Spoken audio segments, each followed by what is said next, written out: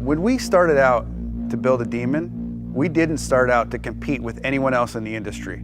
We started out working from our background and being the best version of what we could be, because we are completely different. We are not trying to be a sports car. We're not trying to be a pony car. We're trying to be a street strip muscle car, and there's no one else in that space.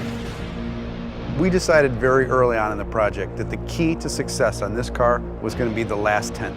And I don't mean the tenth of a second in the quarter mile. I mean that last tenth of effort that was going to push you beyond an interesting stat into a stat that had never been done before. I mean, you start at the top of the list, drag radials. No one's ever put drag radials on a car. They've been available in the marketplace, but they've never been put on a production car. That's a first that we're very proud of. Transmission.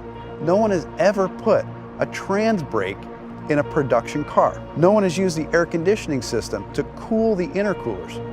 The Demon engine is all new. It's not a tuned up version of our Hellcat engine. The only part that carries over is the cylinder head. We deck honed the block, which is something you see on high-end race car engines.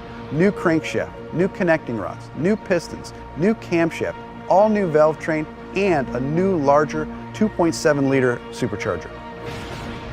So all of those things that make it a dedicated drag car, all of those things that make it awesome on the strip, you can completely modify. You can make this car as comfortable or as crazy as you want it to be.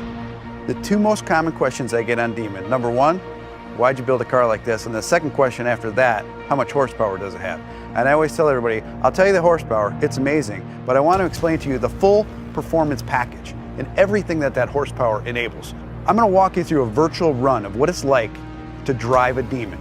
You strap yourself into a 4-point harness, take your red key, fire up the most powerful V8 production engine ever put in a car. Put your car into drag mode. Once you go into drag mode, your suspension is already pre-calibrated for maximum lift off the starting line. Activate your line lock. Start spinning your drag radials. Get them hot and sticky, over 200 degrees. You literally have dripping rubber off of your tires. You creep to the starting line. Adrenaline is flowing. You're pre-stage. You're 7 inches away from launching this car. Trans brake, check.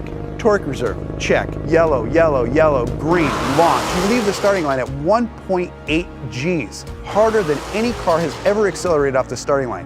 That force puts a ton of weight on the rear end of this car, forcing the front end up in the air. It pulls a wheelie. First gear, second gear, 0 to 30 in 1 second.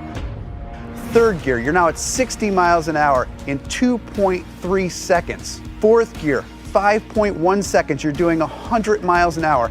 Now things are starting to settle in. You're really getting into this time warp and things are happening so fast. You're getting close to the end of the track. You're now doing 140 miles an hour as you cross the finish line in 9.65 seconds.